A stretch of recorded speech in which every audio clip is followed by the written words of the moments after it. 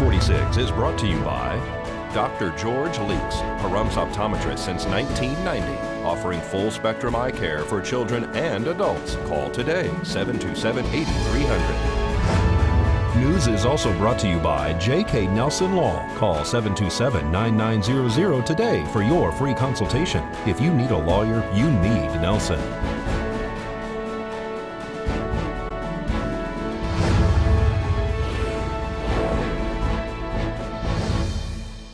Tonight on News 46, a father is arrested for the death of his baby, and the Rotary honors and remembers on 9/11. News 46 starts now.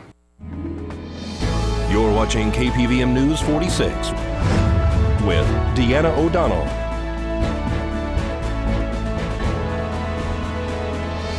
News 46, local coverage you can count on.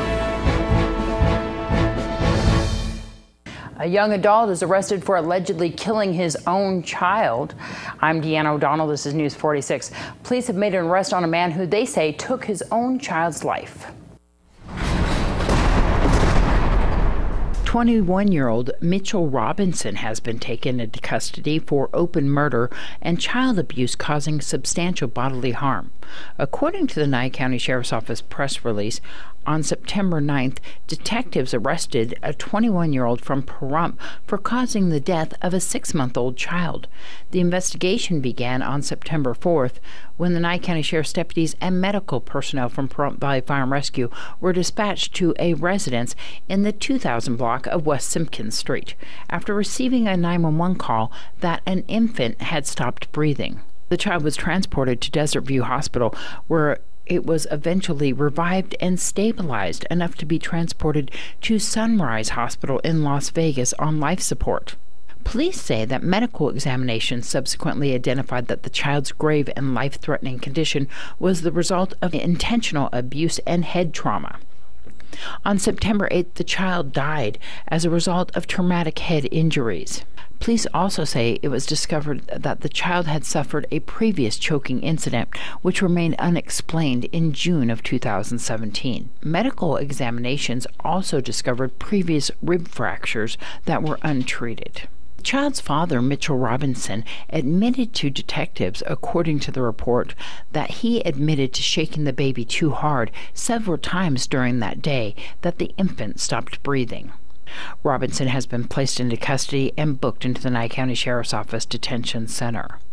And the Pahrump Valley Rotary had their second annual ceremony to honor and remember those we lost 16 years ago and continue to lose as a result of a terrorist attack on the United States. They also took time to honor those who sacrifice every day as first responders today, September 11th. 9/11 commemoration. Lori Menkins is going to speak later about the construction of this particular site. And we have a few speakers for you. I'd like to open, please, with Assemblyman James Oscarson. Today, we remember how 911 responders demonstrated the intelligence of their skill. They were masters in their craft and used it to save others. The images of 9/11 will be forever frozen in our memories. America has changed. We tend to pick up on some bad things that may happen. We never really recognize the good things that these guys do every day, 24/7, 365. We need to stop some of the negativity. This is our country. We never want this stuff to happen again. Along with everybody else, I want to thank our first responders. 16 years. Most anyone over the age of 21 remembers where they were and what they were doing when they learned the United States was being attacked. Most everyone remembers the shock of it, the anguish, the anger, the resolve, the coming together as a nation and as one people. There was an abrupt change in the American philosophy that day. The planes didn't fly. For the first time in some of our lives, there was no noise from above. The skies were clear. There was chaos on the ground. People were stranded. But they weren't mad at the airlines, and they weren't mad at the government. And even though it was tragic, beyond unimaginable measures, I remembered what I perceived as a child of what America was like. We get lost very often in our political differences and our differences in general. We fight, we're not happy with our politicians, we're not happy with things that go on in our country every day. We're letting ourselves get torn apart, and we argue and we do everything we can to, not intentionally, but to forget who we really are. I learned the Star-Spangled Banner because I loved this country and I wasn't even here.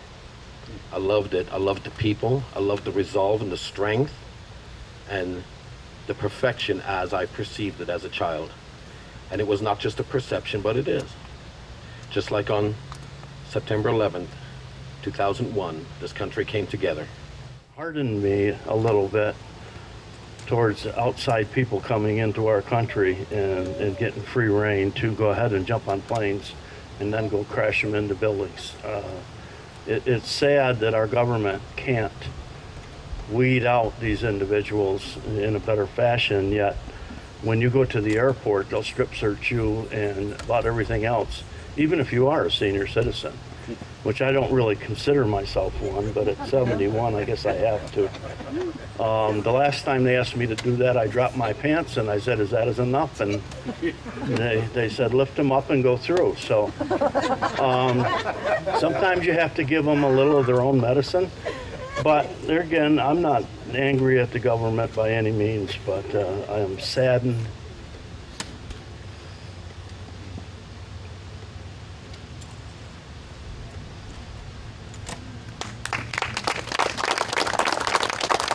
Come on, guys. You know, without a frontline crew, you have to have the support staff that are there for us. So, our hands together for these folks, please. It was a great service. You can see that full video on Nye County's Facebook page.